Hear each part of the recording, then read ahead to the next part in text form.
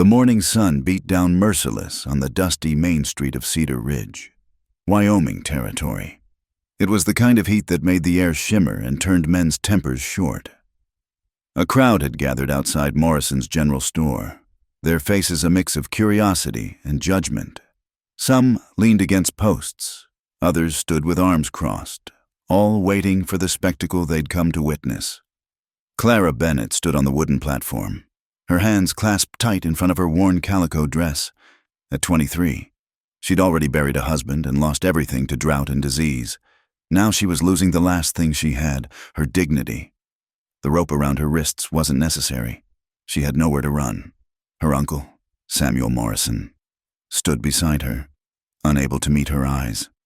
$300, Samuel called out, his voice cracking. That's all I need to clear the debt. She's a hard worker, good with cooking and mending, knows her place. The words cut through Clara like a knife. She lifted her chin, refusing to let them see her break.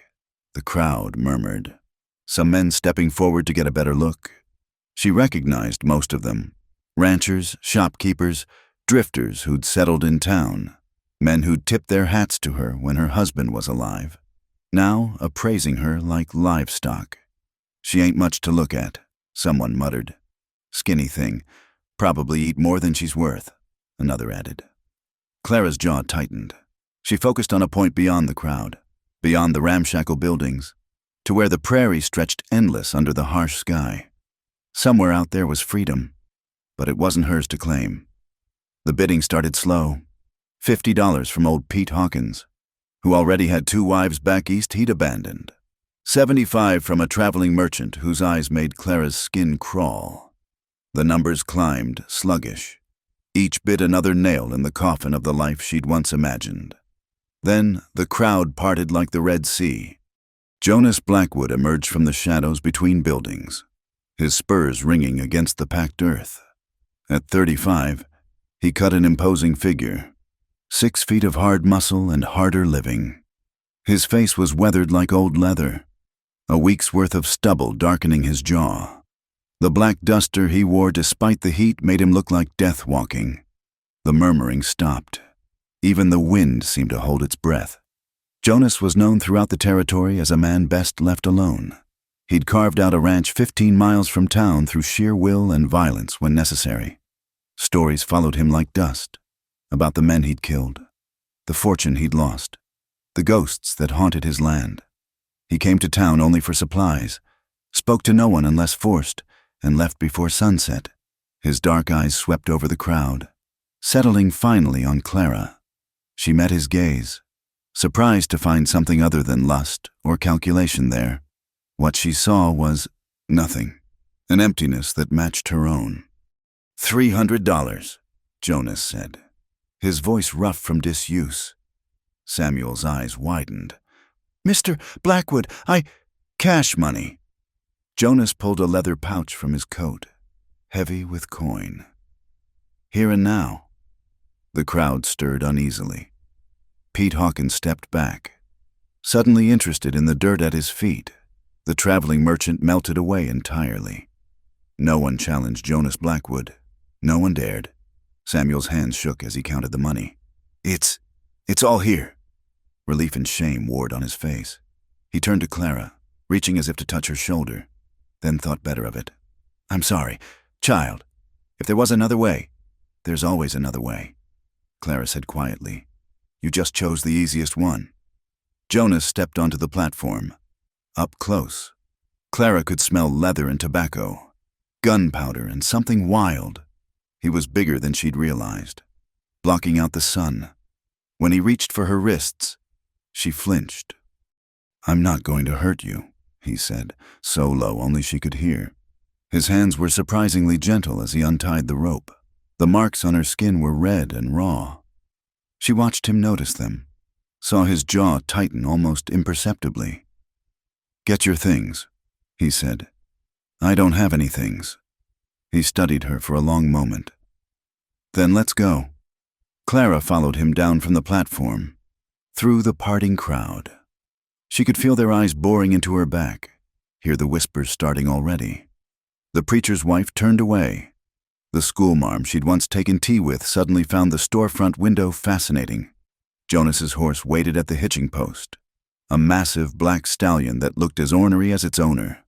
A sturdy mare stood beside it, saddled and ready. "You ride?" Jonas asked. "Yes." "Good." He swung up onto his stallion with practiced ease. "Try to keep up." Clara gathered her skirts and mounted the mare. The horse was well trained, responsive. As they turned to leave town, she caught sight of her reflection in a window, a ghost of a woman, sold like property, riding off with a stranger who'd bought her like a sack of flour. "Why?" The word escaped before she could stop it. Jonas didn't turn around.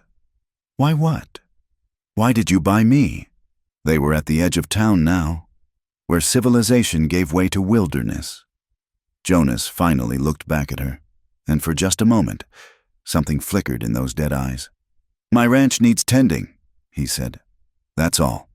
But Clara had spent enough time reading people's faces, watching for signs of her late husband's fever returning, gauging her uncle's desperation. She knew a lie when she heard one. Whatever Jonas Blackwood's reasons, they went deeper than needing someone to cook and clean. They rode in silence as Cedar Ridge disappeared behind them, swallowed by distance and dust. The sun climbed higher, brutal in its intensity. Clara's throat burned with thirst, but she wouldn't ask for water.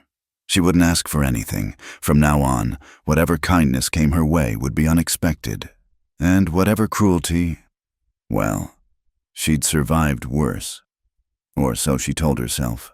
The landscape changed from scrub brush to open prairie, endless grass bending before the wind. Mountains loomed in the distance, purple-blue and impossible. It was beautiful in its desolation, empty in a way that matched the hollow feeling in her chest. After 2 hours of hard riding, Jonas suddenly reined in his horse. Clara pulled up beside him, grateful for the respite. Without a word, he dismounted and pulled a canteen from his saddlebag, holding it out to her. "Drink."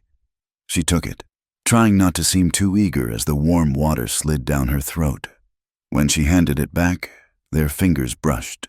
His were scarred, calloused from years of rope and reins. "Thank you," he grunted, already turning away. "Still got 3 hours riding ahead." "You need to stop. You say so." "I won't need to stop." Something that might have been approval crossed his face. "Suit yourself." They mounted up again, Jonas setting a slightly easier pace. Clara noticed but said nothing. Pride was all she had left, and she'd cling to it like a drowning woman to driftwood. The hours passed in a blur of heat and motion. Clara's body ached, her legs cramping from the unfamiliar saddle. But she'd be damned if she'd complain. She'd been sold like cattle, but she wouldn't act like it. As the sun began its descent toward the mountains, Jonas pointed ahead. "There." Clara squinted, making out a collection of buildings in a valley. Even from this distance, she could see it wasn't much. A main house, a barn, some outbuildings. No flowers, no garden, nothing soft or welcoming. Just functional structures built to withstand wind and weather and time. "Home," Jonas said, and the word sounded foreign on his lips, like he was trying it out for the first time in years. Clara didn't respond. It wasn't her home. It was just the next place she'd exist, the next test of endurance. But as they rode down into the valley, she couldn't help but notice the way the setting sun painted the mountains gold, how the grass rippled like water, how the air smelled of sage and possibility. Maybe, she thought, before crushing the feeling ruthlessly. Hope was a luxury she could no longer afford. Jonas dismounted at the barn, already moving to tend the horses. Clara slid from the saddle, her legs nearly buckling. She grabbed the fence post, steadying herself. "House is there," Jonas said without looking at her. "You'll find what you need inside." Clara straightened her spine and walked toward the house, each step an act of will. Behind her, she heard Jonas speaking low to the horses, his voice gentler than any tone he'd used with her. The door wasn't locked. Inside, the house was exactly what she'd expected. Sparse, functional, covered in a fine layer of dust. A man's place, empty of warmth or welcome. But it was shelter, and for now, that would have to be enough. Clara stood in the doorway, looking back at the barn where Jonas still worked. She'd been sold to an angry cowboy to pay a debt, traded away like she was nothing, but as she watched him move with careful precision around the horses, she wondered if maybe, just maybe, she wasn't the only broken thing on this ranch.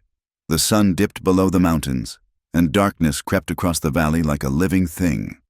Clara closed the door and prepared to face whatever came next.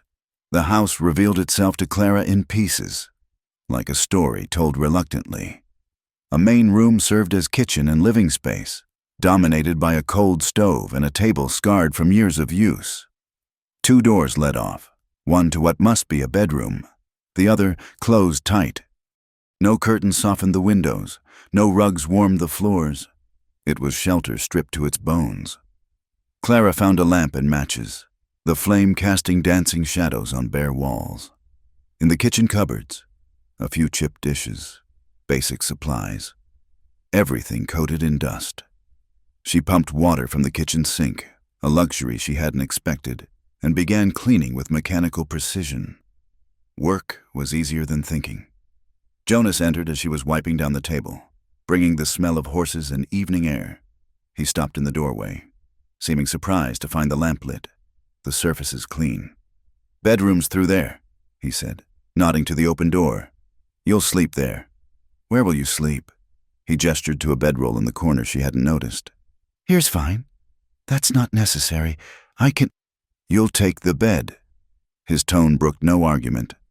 Clara wanted to protest but recognized the futility. She'd learned to pick her battles, and this wasn't one worth fighting. "Is there anything you'd like for supper?" "Whatever's there."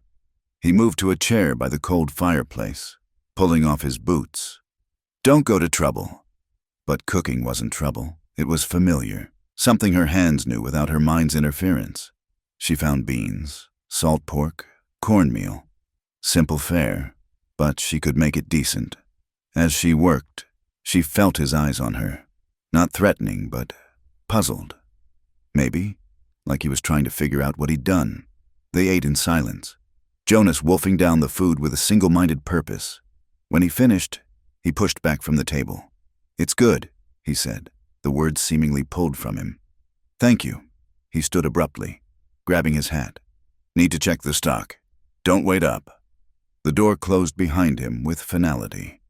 Clara cleared the dishes, pumped more water, washed everything twice. When there was nothing left to clean, she finally ventured into the bedroom. It was monk-like in its sparseness, a bed with an iron frame, a washstand, a trunk.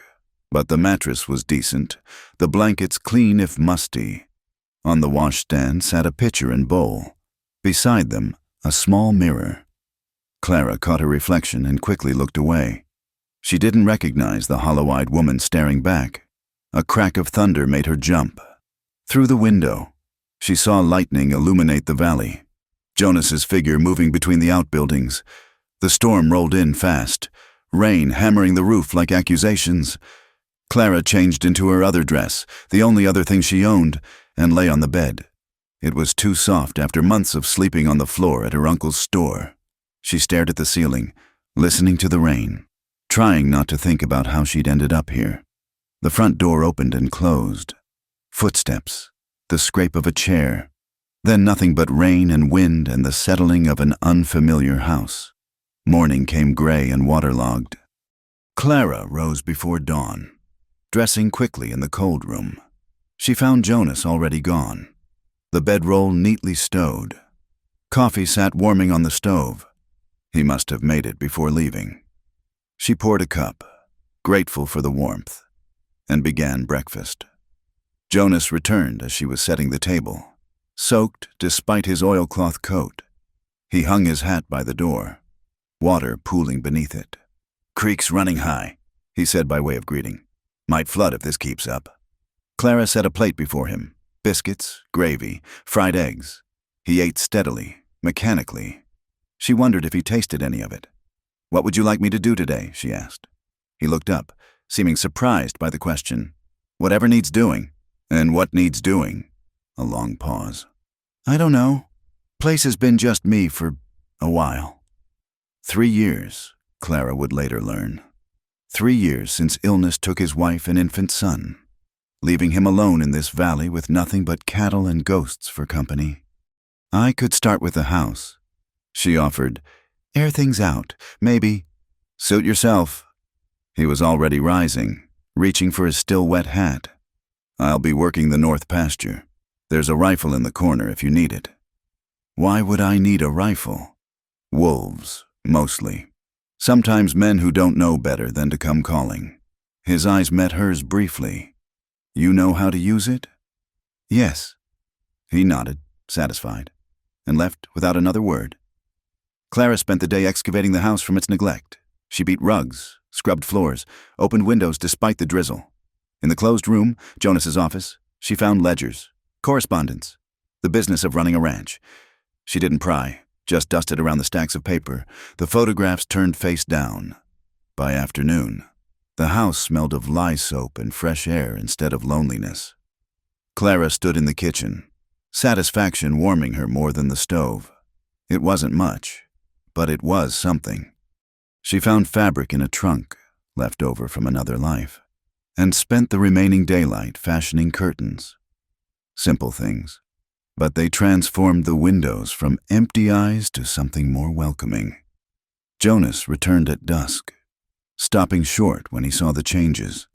His gaze traveled from the curtains to the clean floors to Clara herself, flour in her hair from bread making. You've been busy, he said carefully. I don't like being idle. He hung his coat, movements deliberate. It looks different. Clara couldn't read his tone.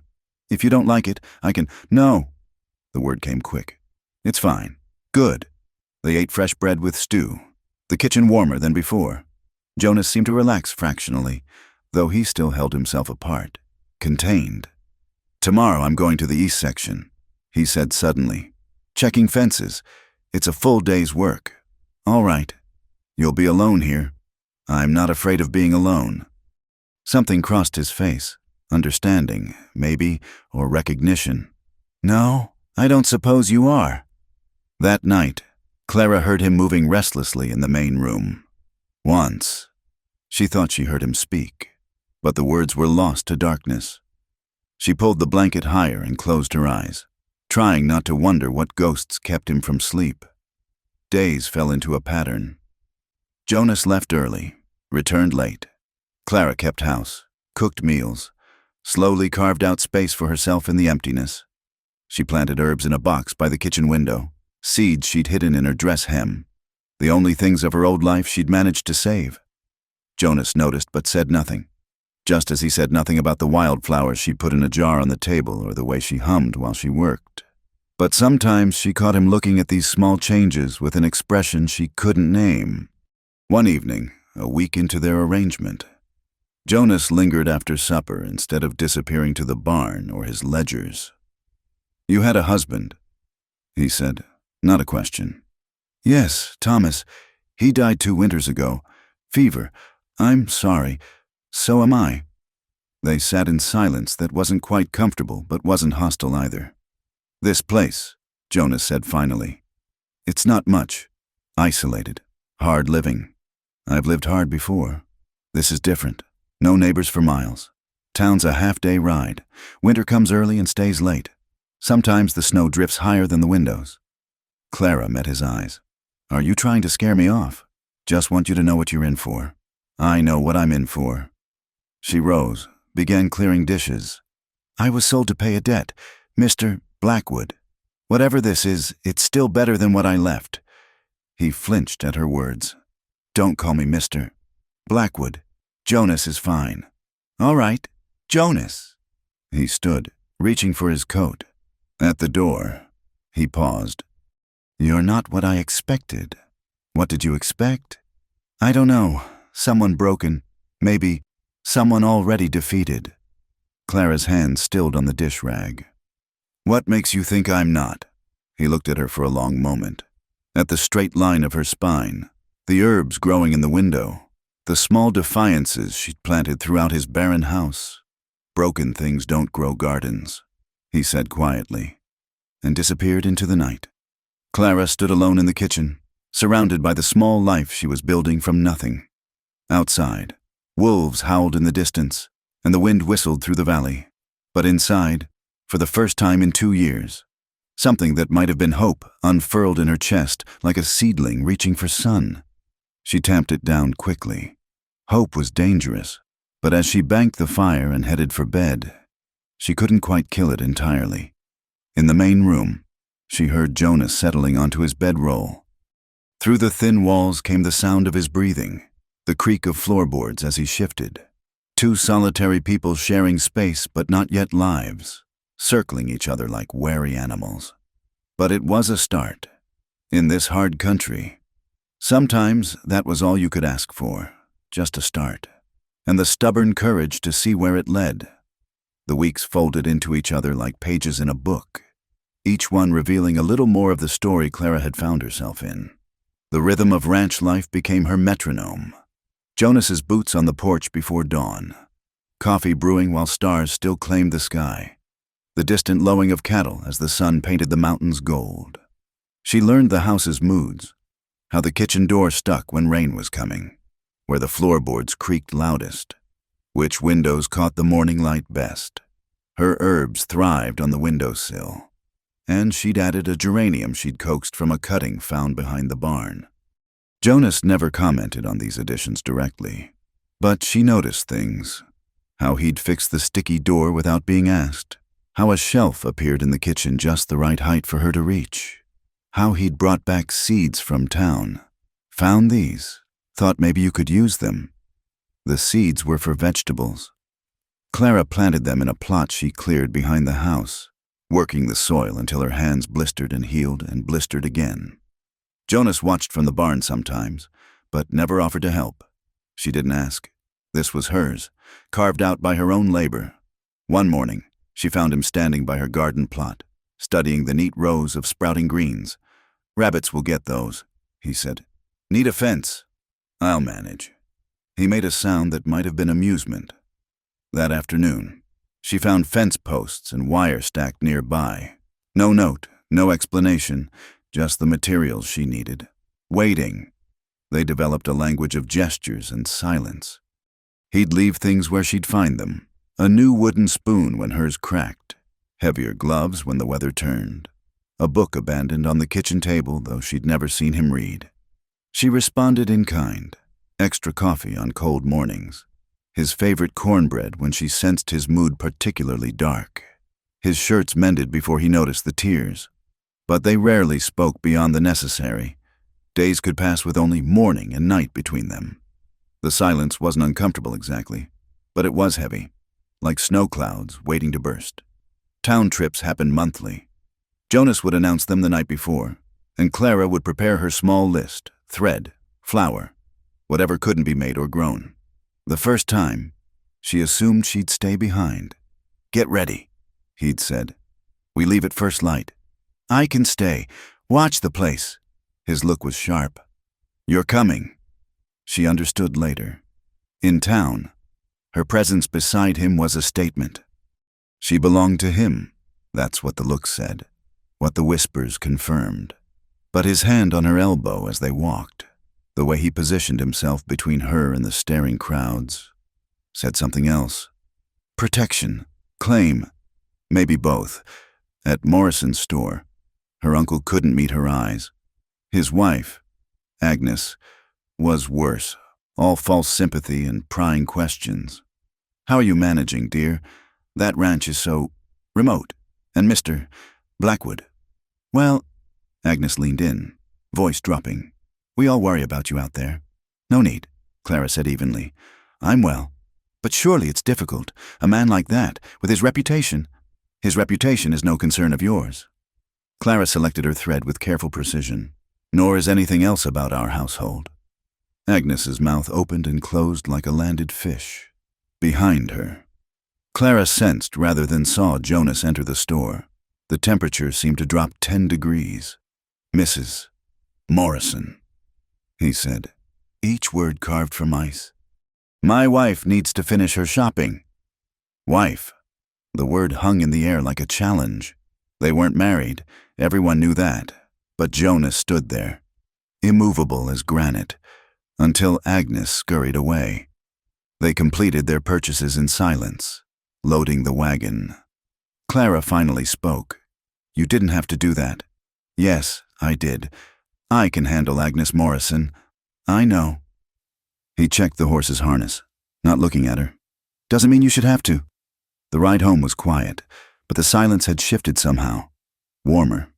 Maybe less like two strangers sharing space and more like... She didn't know what. Didn't dare name it. That night, Jonas didn't disappear after supper. He sat by the fire, working oil into leather tack. Clara darned socks nearby, the pop of the fire filling the space between them. "That book," she said eventually. "The one you left. I've been reading it." He looked up. "And?" "It's interesting, though I disagree with Mr. Thoreau about some things." "Such as?" "He writes about solitude like it's a choice, a luxury. But sometimes solitude chooses you." Jonas's hand stilled on the leather. "Sometimes it does. And he makes it sound noble, peaceful." Clara set down her darning. "He doesn't write about how it hollows you out, makes you forget the sound of your own voice." "No," Jonas said quietly. "He doesn't write about that." They sat in silence again, but it was different now. Shared understanding instead of a mere proximity. "I talk to my horse more than people," Clara admitted. "Before, when Thomas died and I was trying to keep the farm running alone, had whole conversations with her. She was a good listener. Horses usually are." A ghost of a smile crossed his face. "Better than most people. Is that why you spend so much time in the barn?" "Part of it." He set aside the tack, stared into the fire. "The rest is habit, I suppose. Being around people. I lost the knack of it." "When your family died?" Not a question. His jaw tightened. "We don't talk about that." "All right." But he didn't leave. Didn't retreat to the barn or his ledgers. They sat as the fire burned low.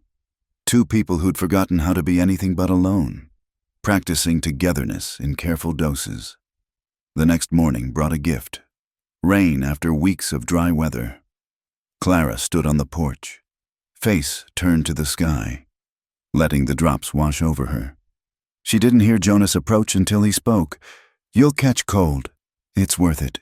She opened her eyes to find him watching her with that unreadable expression. "Don't you miss it? Feeling things just because you can?" "I don't miss much anymore. That's not living. That's just enduring." "Sometimes enduring is all there is." Clara studied him, this hard man who left her gifts but couldn't speak kindness, who protected her but kept his distance, who was so locked in his own grief he'd forgotten there was anything else. "Maybe," she said, "or maybe enduring is what we do until we remember how to live again." She went inside, leaving him on the porch with the rain. Through the window, she watched him stand there for a long time, face turned up like hers had been, letting the water run over him like absolution. That evening, he brought wildflowers, a rough handful of prairie roses and yarrow, stems crushed from his grip. He set them on the table without a word, retreating to his usual chair. Clara arranged them in her jar, their bright faces incongruous in the spare room. "Thank you," she said.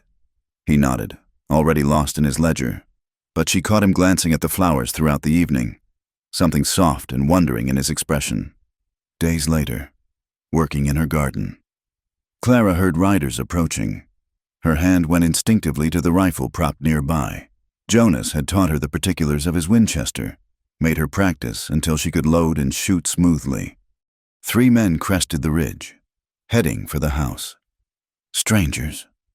Clara stood, rifle casual in her hands, and waited.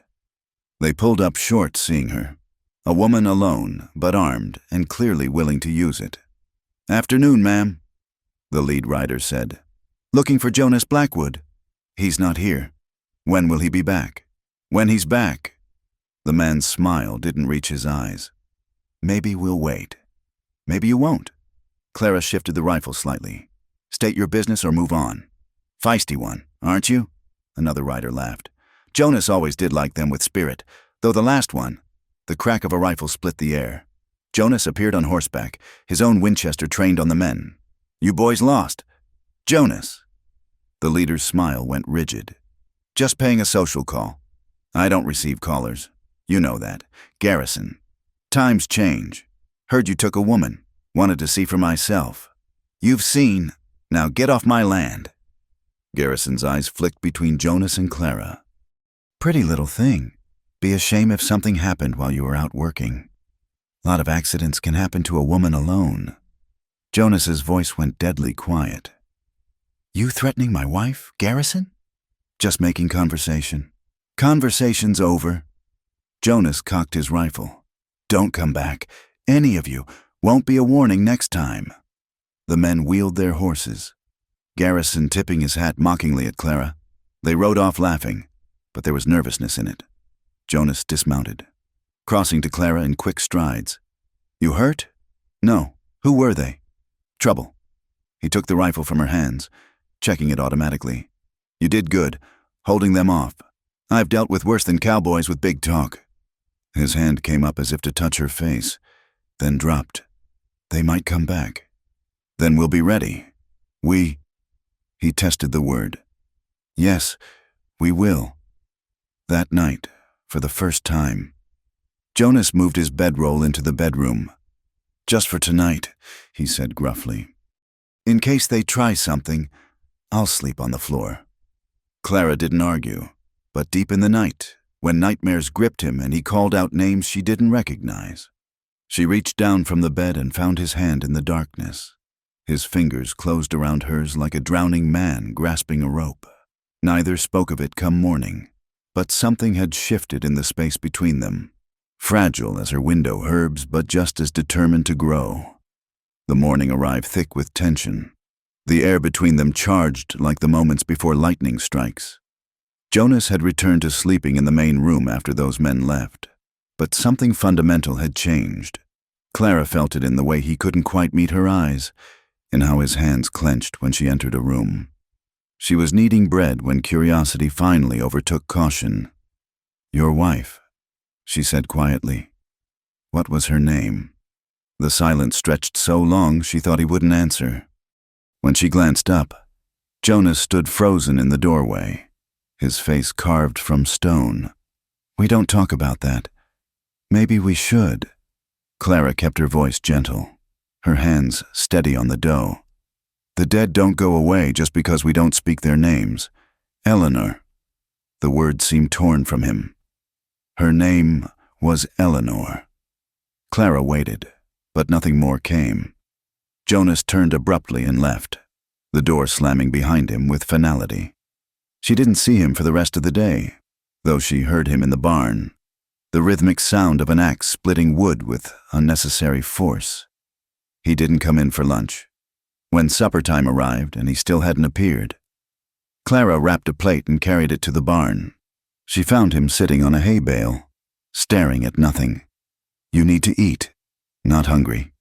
She set the plate beside him anyway. I'm sorry. I shouldn't have asked. No. His voice was rough. You live here. You have a right to know. I have no rights here. Jonas. We both know that. His head snapped up, eyes blazing. Don't say that. Why? It's true. You bought me. Stop. He was on his feet now, fists clenched. Just stop. Why does the truth make you so angry? Because I don't want... He broke off, jaw working. I can't... Can't what? I can't stand it.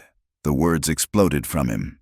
The way you look sometimes, like you're just enduring, like you're counting days until, I don't know what, like you're already half gone. Clara stared at him. How else am I supposed to look? You keep me at arm's length. We share a house, but nothing else. I don't know what you want from me. I don't want anything. Liar. The word hung between them like a challenge. Jonas's breathing was harsh in the barn's stillness. You want to know about Eleanor? His laugh was bitter. Fine. She was everything soft and good in this world. Gentle, kind. She made this place bearable. and I killed her. Jonas? Not with my hands. But I brought her here, to this godforsaken place, away from her family, her friends, everything she knew, because I was selfish, because I wanted. He scrubbed a hand over his face. She got sick, the baby too. Fever took them both while I sat there useless as dust. That's not killing them. That's life. Hard, cruel life. She begged me to take her home when she first got sick. Said she wanted to see her mother. I said we couldn't leave the ranch. His voice dropped to a whisper. Too much work. Always too much damned work. Clara rose slowly, approaching him like she would a spooked horse. You couldn't have known. I should have seen how this place was eating her alive. How the loneliness. He looked at Clara then. Really looked at her. How it's eating you too. I'm not Eleanor. No. His hand came up, hovering near her face. You're not. You're stronger. Harder. But I see it happening anyway. The way you stand at windows looking out. The way you talk to plants like they're people. The way you're starting to fade. I'm not fading. Aren't you? His fingers ghosted across her cheek. Barely a touch. When's the last time you smiled? Really smiled? Clara couldn't answer because she couldn't remember. This is what I do, Jonas said, dropping his hand. I take things that bloom and watch them wither. I should never have brought you here. Where else would I go? The question came out sharper than intended. Back to my uncle? To the streets? At least here I have. What? What do you have here? A roof, work, purpose. That's not enough. It has to be. They stood facing each other in the barn's shadows. Two people drowning in different griefs. Jonas looked away first. I'll take you back to town tomorrow. Find you somewhere. No. Clara, no. She stepped closer, forcing him to meet her eyes. You don't get to decide what's best for me. Not anymore. You want me gone? Tell me to leave. But don't pretend it's for my own good. I'm trying to protect you. From what? Life? Loss? I've already survived both. Her voice cracked. What I can't survive is this. Limbo. Neither here nor there. Neither wanted nor cast out. You are wanted. The admission seemed to surprise him. God help me, you are. Then why do you keep pushing me away? Because wanting killed Eleanor. My wanting, my needs, my dreams of building something out here. She paid for all of it. Clara felt something break inside her chest. So you'll what? Punish yourself forever? Live like a ghost in your own life? It's what I deserve. Maybe, but what about what I deserve? The question silenced him. Clara pressed on, words tumbling out like water through a broken dam. I lost everything too. My husband, my home, my dignity when they put that rope on my wrists and sold me like property. But I'm still here, still trying, and you... She had to stop. Breathe. You make me feel like trying is wrong, like wanting anything beyond bare survival is a betrayal. Jonas sank back onto the hay bale, suddenly looking older than his years. I don't know how to do this anymore. How to be human with someone. Neither do I. Clara sat beside him, careful not to touch. But maybe that's okay. Maybe we can learn together. What if I can't? What if I'm too broken? Then we'll be broken together. Better than being broken alone. He laughed, short and harsh. You make it sound simple. Nothing about this is simple. But staying... She gathered her courage. Staying doesn't have to be complicated. We just decide to stay. They sat in silence as shadows lengthened. Finally. Jonas reached for the plate she'd brought, taking a reluctant bite. It's cold, he said.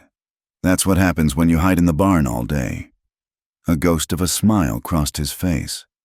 Eleanor used to say the same thing. She sounds wise. She was... He took another bite. She would have liked you. Even though I'm living in her house? It was never really hers. She just existed here, like a bird in a cage. He looked at Clara. But you're making it yours. The garden, the flowers, the curtains. She never did that. Maybe she was waiting for permission. Jonas considered this. Maybe she was. They finished the meal in companionable silence. As they walked back to the house, Jonas spoke again. "Those herbs in the window, what are they for?" "Cooking, mostly, but some have other uses. Healing. My mother grew herbs, back in Missouri, before." He shrugged. "Another life. You could tell me about it, if you wanted."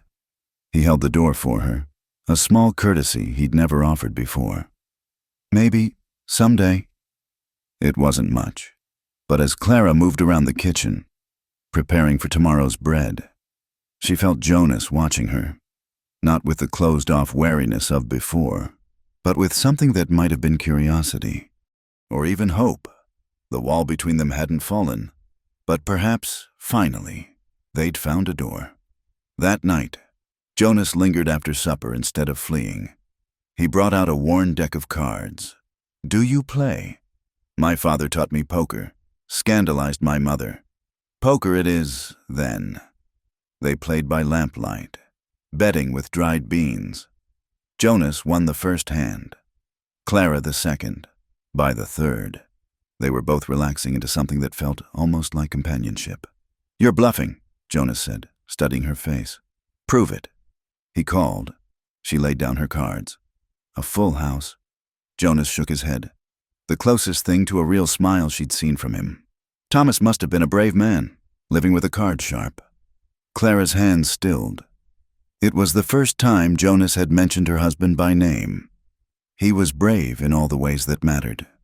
She said quietly, "Just not strong enough for the fever. Strength doesn't have much to do with it. Death takes who it wants." "Yes." "It does." They played until the lamp burned low. As Clara gathered the cards, Jonas spoke. "Don't leave." The words were quiet but firm. "Whatever else, don't leave." "I won't, not unless you tell me to go." "I won't." He stood, moving toward his bedroll. "Good night, Clara." "Good night, Jonas." In her room, Clara lay awake thinking about broken things and whether they could truly mend. Outside, wind sang through the valley, a lonesome sound, but somehow less empty than before. The storm announced itself with a wall of black clouds that devoured the mountains. Clara felt it in her bones first, the ache that came before weather turned violent. She was pulling laundry from the line when the first fat drops fell, cold as ice chips. Jonas appeared from nowhere, helping her grab the last of the sheets. "Get inside." They ran for the house as the sky opened. Within minutes, the rain turned horizontal, driven by wind that screamed like a living thing. Thunder rolled across the valley in waves. "The cattle," Jonas said, already reaching for his oilcloth. "You can't go out in this. They'll scatter.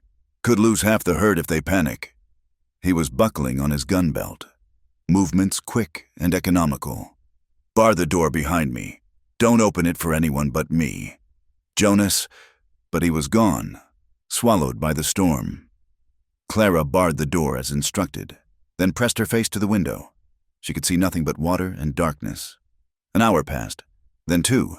The storm intensified, wind rattling the windows in their frames. Clara paced, unable to settle. She'd survived many storms, but none while someone she cared about was out in them. The word stopped her cold. Cared. When had that happened? When had Jonas shifted from stranger to keeper to something else entirely? A crash from outside sent her running to the window. Through the rain, she saw the barn door swinging wild, torn free by the wind. If it kept battering like that, it would splinter. Clara didn't think. She grabbed Jonas's spare oilcloth, far too big for her, and plunged into the storm. The wind nearly knocked her flat. Rain hit like needles, cold and sharp. She fought her way to the barn, catching the door as it swung back. It took all her strength to wrestle it closed, her hands slipping on the wet wood.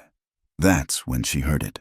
Cattle bellowing in panic, closer than they should be, much closer. She turned to see the herd stampeding toward the buildings, eyes rolling white with terror. And Jonas, on foot, trying desperately to turn them. His horse was down, she realized. He was trying to head off hundreds of pounds of panicked beef with nothing but will and a waving hat. He'd be trampled. Clara didn't remember running. One moment she was by the barn. The next she was between Jonas and the lead steers, waving the oilcloth like a flag. "Yeah, get back." The cattle veered, barely, their hooves churning mud where she'd stood seconds before. Jonas grabbed her arm, pulling her aside as more steers thundered past. "What are you doing?" he had to shout over the storm. "Helping! You could have been killed! So could you!" They stood there in the rain, both breathing hard. As the last of the herd swept by, the cattle were heading for the far gully. Not ideal, but better than crashing through the buildings. Jonas's grip on her arm loosened but didn't let go. "You shouldn't have come out. You shouldn't have gone alone." He stared at her, rain streaming down his face. Then, without warning, he pulled her against him. Not an embrace exactly, more like he was assuring himself she was real. Solid. Alive. "Damn foolish woman," he muttered into her hair. Clara let herself lean into him for just a moment, feeling the heat of him through the cold rain. Then reality reasserted itself. "Your horse?" "Spooked. Threw me near the creek." He released her, stepping back. "Come on, need to check the barn stock." They fought their way back through the wind. In the barn, they found the horses wild-eyed but safe. Jonas lit a lantern, its glow revealing Clara clearly for the first time. Her hair had come loose, plastered to her head. The oversized oilcloth hung off her like a tent. She was soaked through, shivering. "Here." Jonas grabbed a horse blanket, wrapping it around her shoulders. His hands lingered, warming her upper arms. "You're freezing." "I'm fine." "You're not." He rubbed her arms briskly, trying to generate warmth. "Why did you come out? Really?" Clara looked up at him, in the lantern light. His face was all shadows and worry. "I couldn't just wait, not knowing if you were—" "If I was what?" "Safe." The word came out small. "I needed to know you were safe." Something shifted in his expression. "Clara, I know we're not. I know what this is. But I couldn't just stand there while you might be—" She stopped, shivering harder. Jonas pulled her closer, arms closing around her properly this time. "Shh, I'm here. I'm safe. We both are." Clara let her forehead rest against his chest. Just for a moment. He smelled of rain and leather and something essentially Jonas, sage and wood smoke and hard work. "The house will be cold," he said against her hair. "Fire's probably out. We could stay here until the worst passes." He nodded, not releasing her. They stood like that, two people finding warmth in a cold world, while the storm raged outside. Finally. Jonas pulled back enough to see her face. "That was brave. What you did, stupid, but brave. I learned from the best." A smile ghosted across his face. "I'm not brave, just stubborn. Maybe they're the same thing sometimes." He studied her, one hand coming up to push wet hair from her face. "Maybe they are." The gesture was so gentle, so unlike the harsh man who'd bought her, that Clara's breath caught. Jonas seemed to realize what he was doing and dropped his hand. "We should," he cleared his throat, "should check on the horses." They spent the next hour working side by side, calming the animals, checking for damage. The storm began to ease, thunder growing distant. When they finally made it back to the house, both were exhausted. Jonas rebuilt the fire while Clara changed into dry clothes. When she emerged from the bedroom, she found him standing by the window, watching the rain. "Lost at least a dozen head," he said without turning. "Maybe more. Won't know until morning. I'm sorry. Could have been worse. Could have lost them all." He glanced at her. "Could have lost more than cattle." Clara joined him at the window. "But you didn't." "No, thanks to you. We helped each other. That's what partners do. Partners." He tested the word like he had weeks before. "Is that what we are?" "I don't know. Are we?" Jonas turned to face her fully. In the firelight, she could see exhaustion lining his face, but something else too, a vulnerability she'd never seen before. "When I saw those steers heading for you," he said quietly, I thought, I can't do it again, Clara. I can't lose someone else. Not to this land. Not to my choices. You won't. You can't promise that. No, but I can promise I won't go easy. I'm too stubborn. Remember? He laughed, short and rough. That you are. Clara reached out, touched his hand briefly. Tell me about them. Eleanor and the baby. Not how they died, how they lived. Jonas was quiet so long she thought he'd refuse. Then, slowly, he began to talk. About Eleanor's laugh. How she sang while she cooked. The way she'd named the chickens and cried when they had to eat one. How she'd held their son, James, like he was made of spun glass and starlight. She was so small, he said. The baby. Perfect fingers, perfect toes, lungs like a thunderstorm when he was hungry. His voice broke. 3 days. That's all we got. 3 days before the fever took them both. Clara took his hand properly this time, threading their fingers together. What was your favorite moment? With them? Jonas closed his eyes. The second night. James wouldn't settle. Eleanor and I took turns walking him. Finally, I sat in that chair. He pointed to the rocker by the fire and put him on my chest. He went quiet, just breathed. Eleanor curled up against us, humming some lullaby her mother taught her. For that moment, everything was perfect, complete. Hold on to that, not the ending. That moment. He opened his eyes, looking at their joined hands. I haven't talked about them to anyone. Maybe it was time. Maybe. He squeezed her fingers gently. Thank you. For what? For coming into that storm after me. For being too stubborn to leave. For this. They stood together as the storm moved on, leaving the valley washed clean. Neither spoke of the shift between them, the way the walls had crumbled in rain and danger. But when exhaustion finally drove them to their beds, Jonas paused at Clara's door. Good night, Clara. Good night, Jonas. He started to turn, then stopped. What you said about partners, I'd like that, if you would. Clara felt warmth bloom in her chest. I'd like that too. For the first time since she'd arrived, Jonas smiled, a real smile that reached his eyes and transformed his face. Then he was gone, leaving Clara to wonder at the strange turnings of fate that had brought her here, to this moment, to this difficult man who was learning, finally, to let someone in, outside. The storm clouds broke apart, revealing stars sharp as promises in the cleared sky. The morning after the storm dawned crystal clear, the kind of blue that hurt to look at. Clara woke to find fresh coffee waiting and Jonas's bedroll already stowed. Through the window, she could see him in the distance, checking the damage. Their new understanding hung in the air like morning mist. Fragile, beautiful, not yet fully formed. She moved through breakfast preparations with unusual care, as if sudden movements might shatter whatever had begun between them. Jonas returned as she was setting the table. He paused in the doorway, hat in hand, a look of mild surprise crossing his features. What? Clara asked.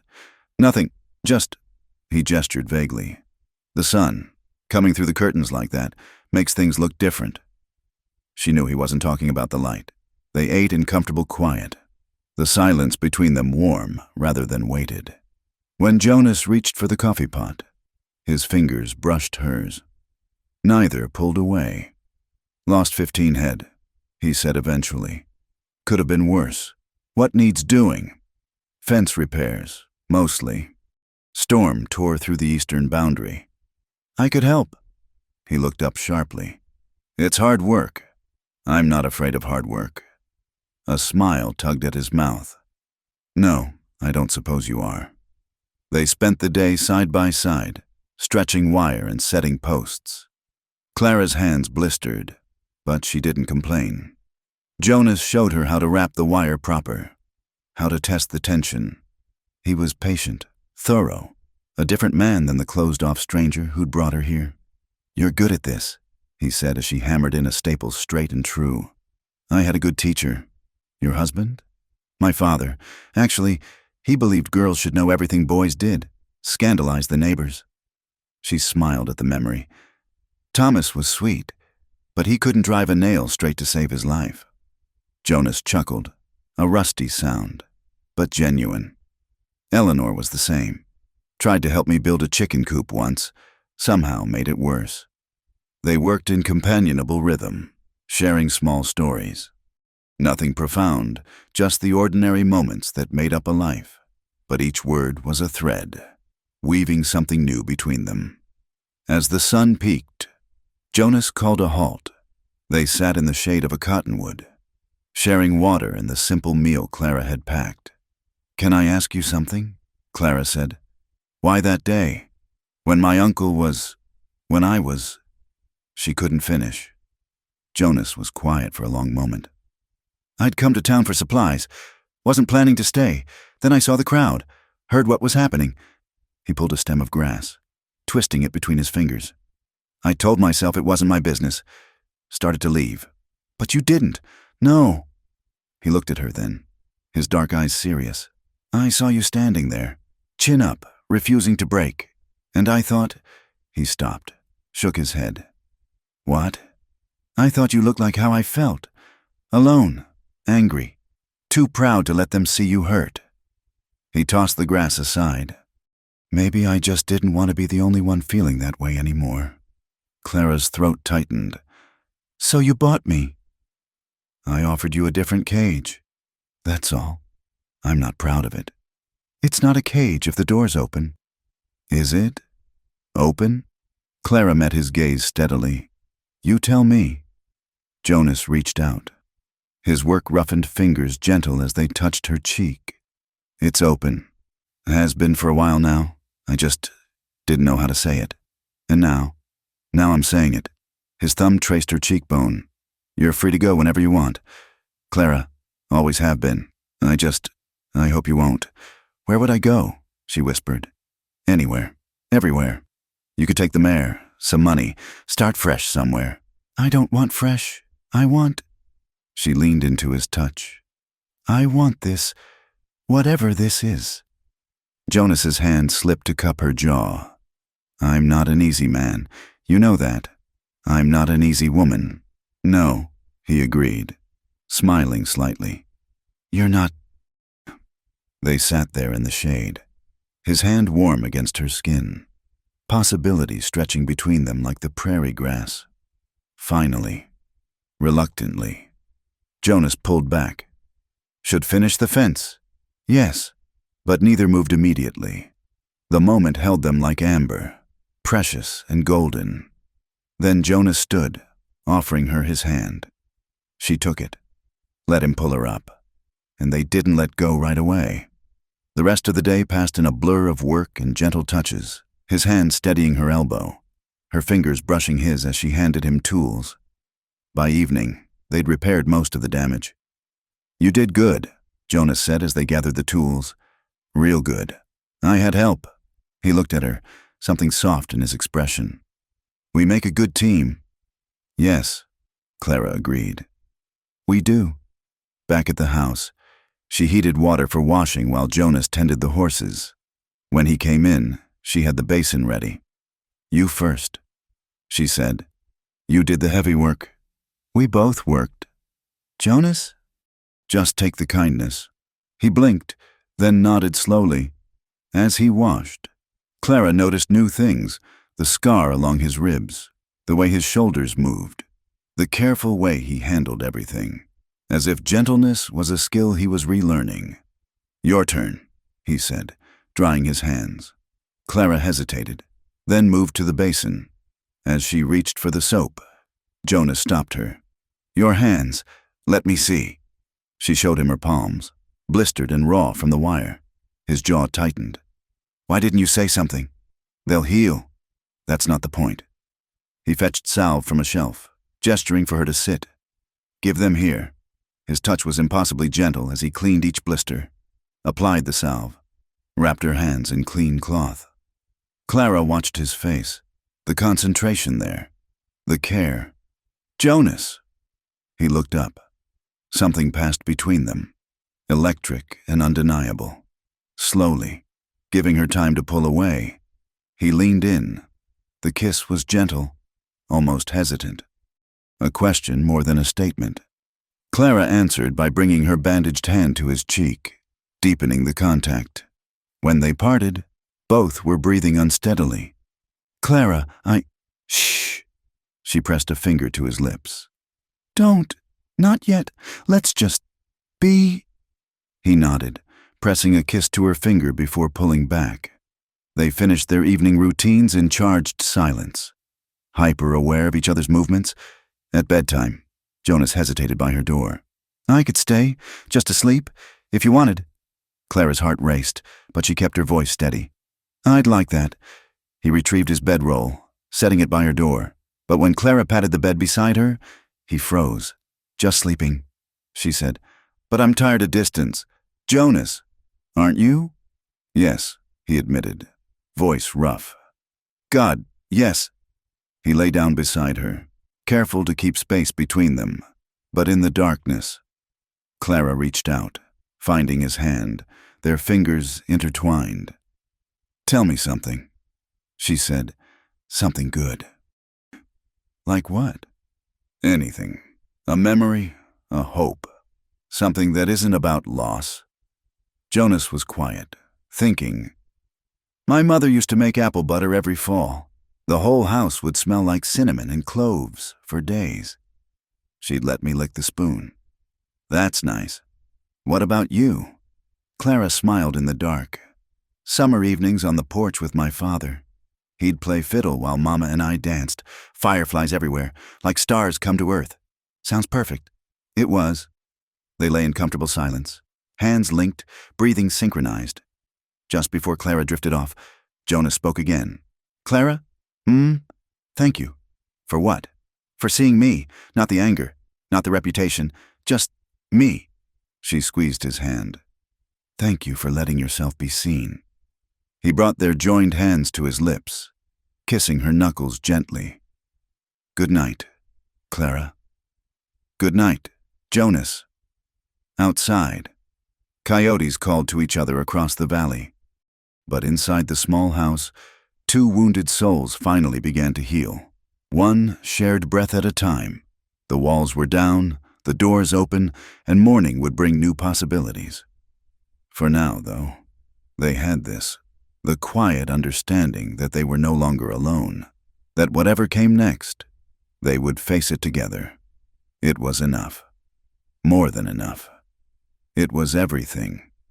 Town day arrived with a cloudless sky and a tension Clara could feel in her bones. Jonas had been quiet all morning, a muscle jumping in his jaw as he hitched the wagon. She knew that look. It was the face he wore when preparing for a fight. "We could skip it," she offered. "I don't need anything urgent." "No." His voice was firm. "We're not hiding." Clara understood. After weeks of their new closeness, this would be their first trip to town as whatever they were now. The gossips would be watching, tongues ready to wag. The ride passed in comfortable silence, Jonas's hand occasionally finding hers on the bench between them. As Cedar Ridge came into view, he squeezed her fingers. "Whatever happens," he said, "we handle it together." "Together," Clara agreed. Main Street bustled with Saturday traffic. Clara felt eyes on them immediately. Curious stares, knowing smirks, whispered conversations behind raised hands.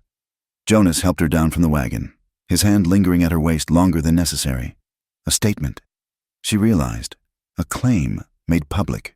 At Morrison's store. Agnes was behind the counter, her smile sharp as glass. "Clara, how? Well, you look." Her gaze swept over Clara's appearance, searching for signs of distress or abuse. Finding none. Her smile faltered slightly. "And Mr. Blackwood, together. How domestic." "Mrs. Morrison." Jonas's voice could have frozen water.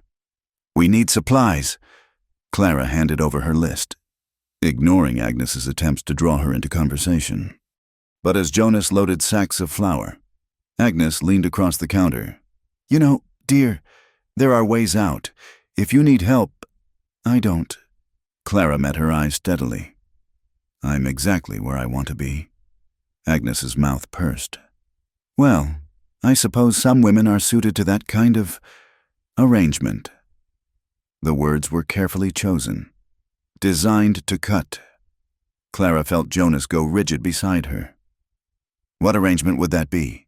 His voice was deadly quiet. Why, living in sin, of course.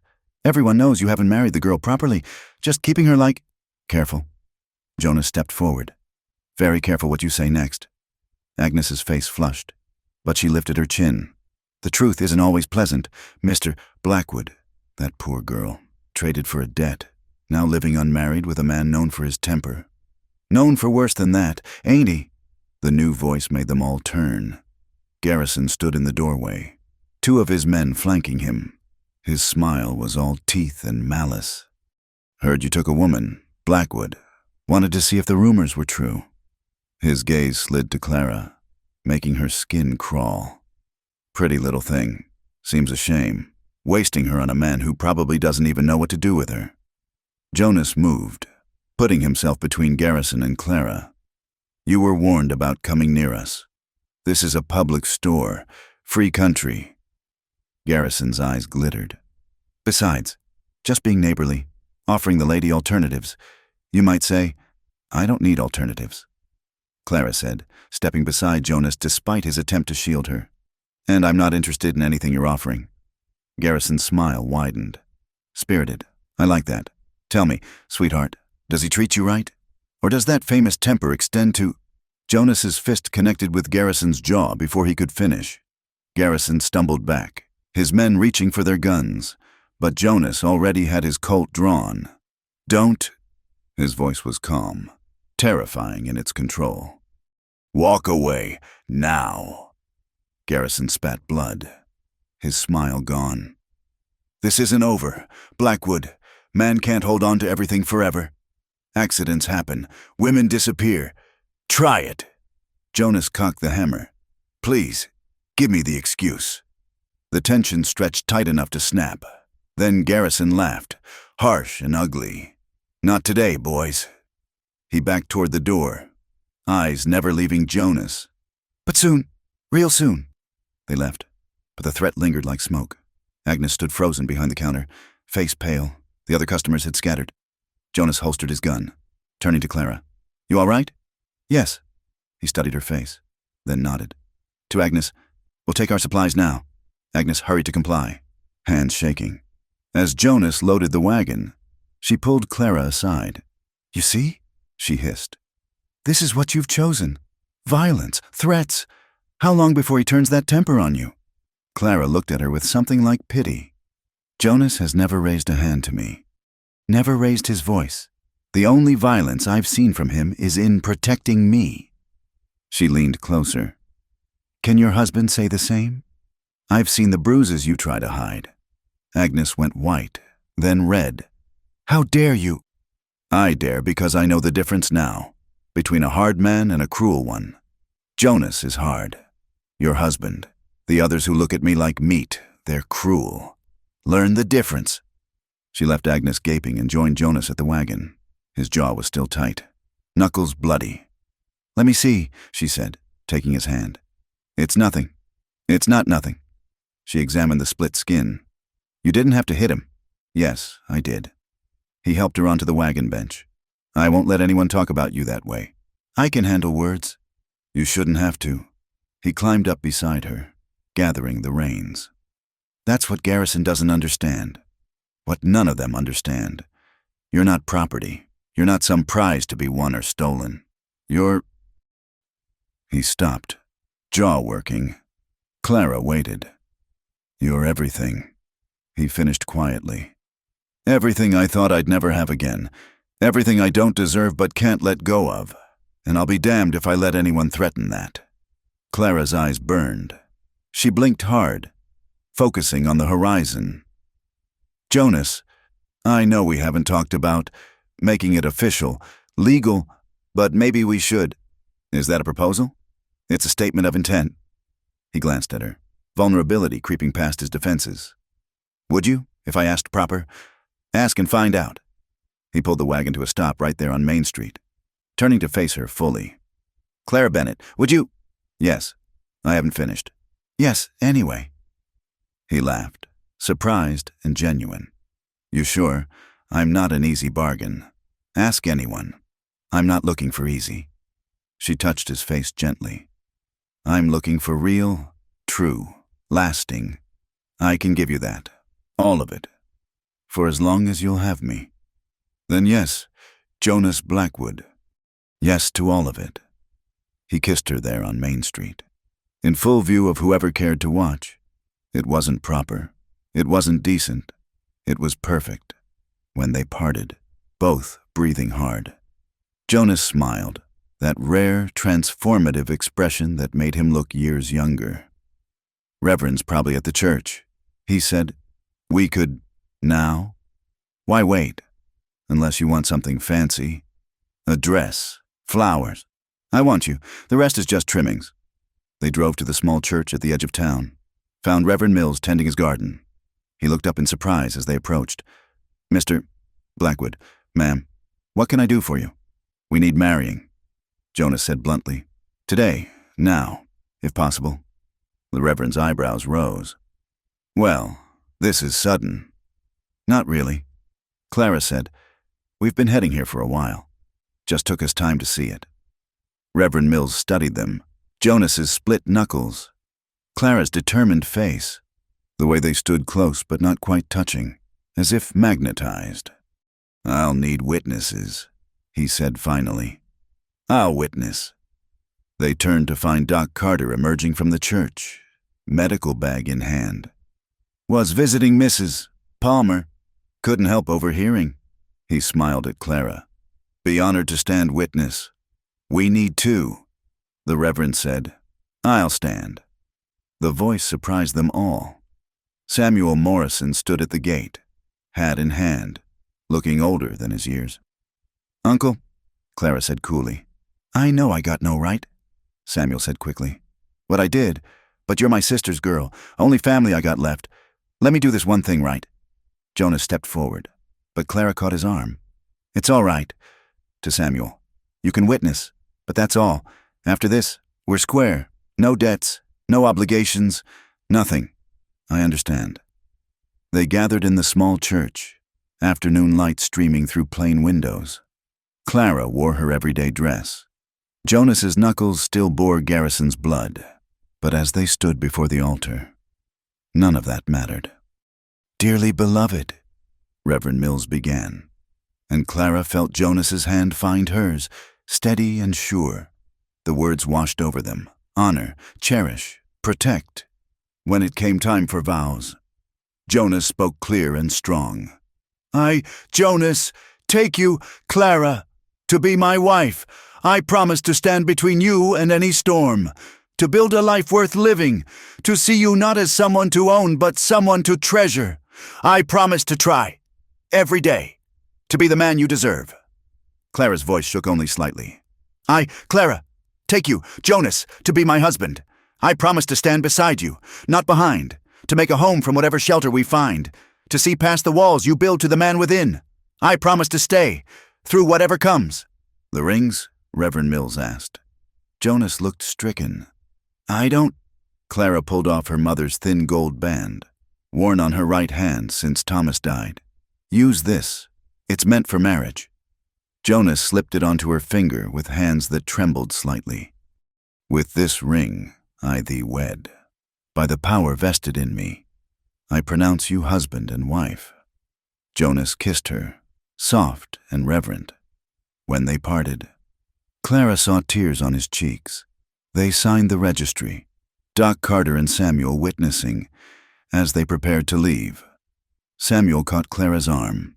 I'm sorry, he said quietly. For everything. My mother would have shot you herself for what you did, Clara said evenly. But she also believed in second chances. So here's yours. Leave us be. Live your life. Try to do better. That's all. Samuel nodded, Adam's apple bobbing. He shook Jonas's hand, wincing slightly at the grip, then disappeared into the afternoon. Well, Jonas said as they stood outside the church, we did it. We did. Clara laughed, suddenly giddy. What now? Now. Jonas helped her onto the wagon. his hands lingering at her waist. Now we go home. Our home. As they drove out of town, Clara felt eyes following them. Let them look. Let them whisper. She was Clara Blackwood now, by choice and law and love. The woman sold to pay a debt had become something else entirely. A wife, a partner, a force to be reckoned with. And if trouble came, as Garrison promised? Well, Clara thought, feeling Jonas's solid presence beside her. Let it come. They'd face it as they faced everything now, together. The morning of their second wedding dawned crisp and bright. Clara woke to find Jonas already dressed in his best shirt, the one she'd mended with tiny, careful stitches. "You're up early," she said, stretching. "Couldn't sleep." He sat on the bed's edge, taking her hand. "Keep thinking I'll wake up and find this was all a dream. It's real." She brought his hand to her cheek. "We're real. I want to do this right, Clara. The whole town watching. No more whispers about you living in sin or being kept against your will.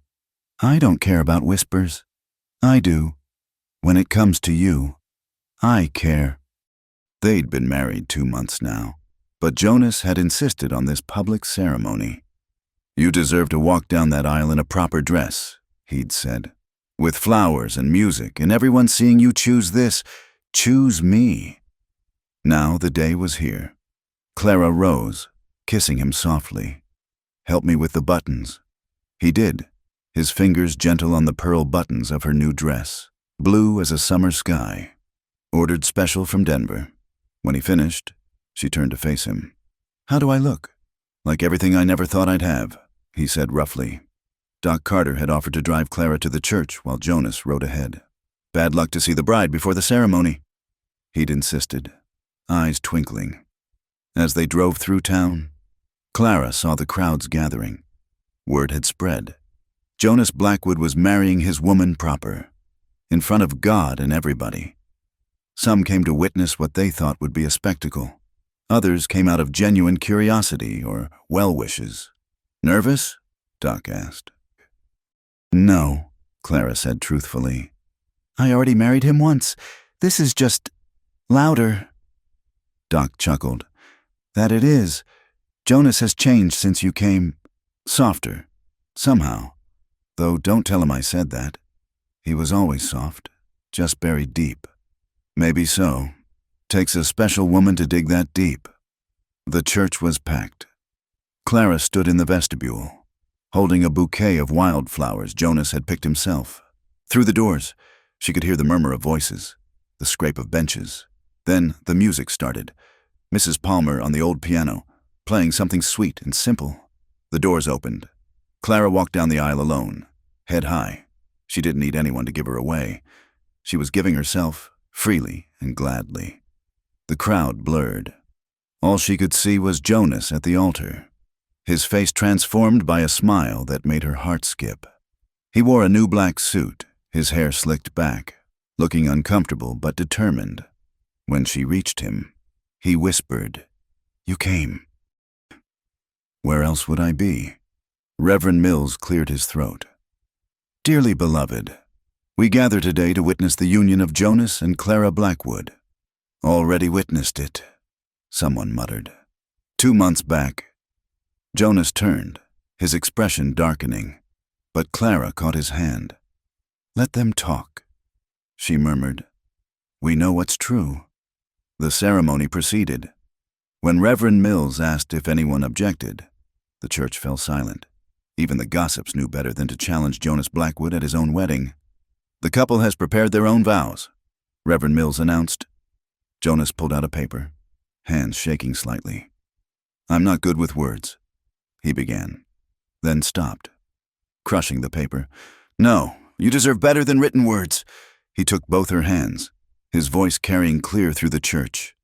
"Clara, you came into my life when I'd forgotten how to live, just existing day after day, buried in grief and anger.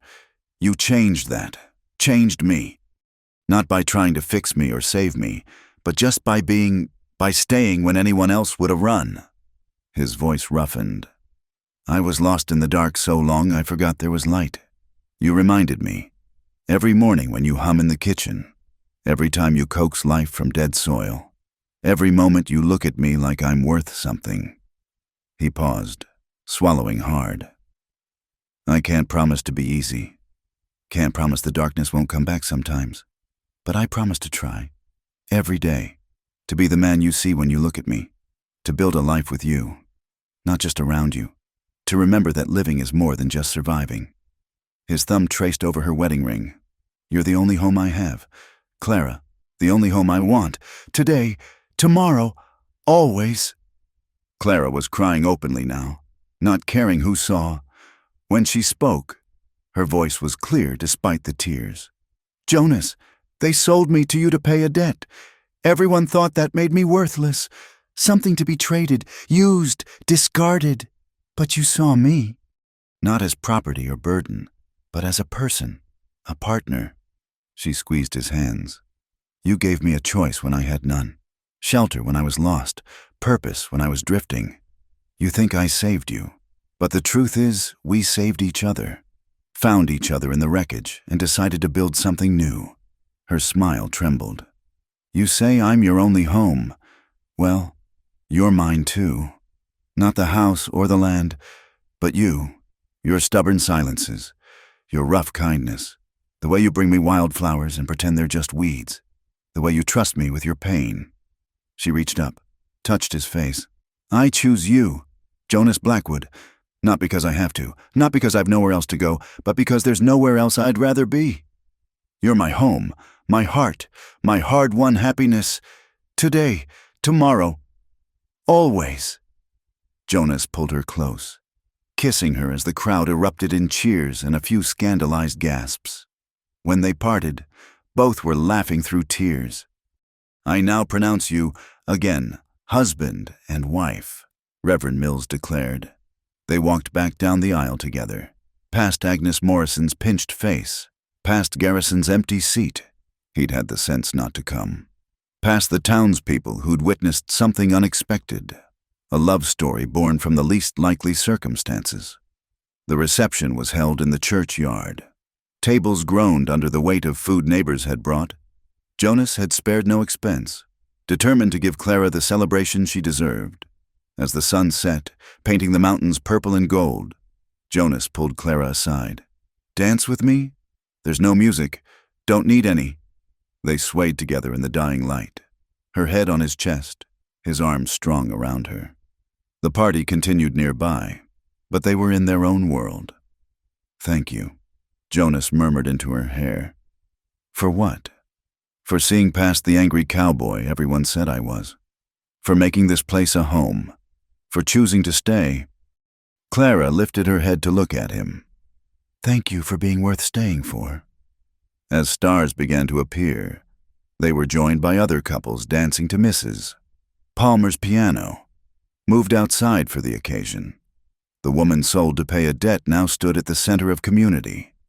Transformed by love and choice and sheer stubborn will.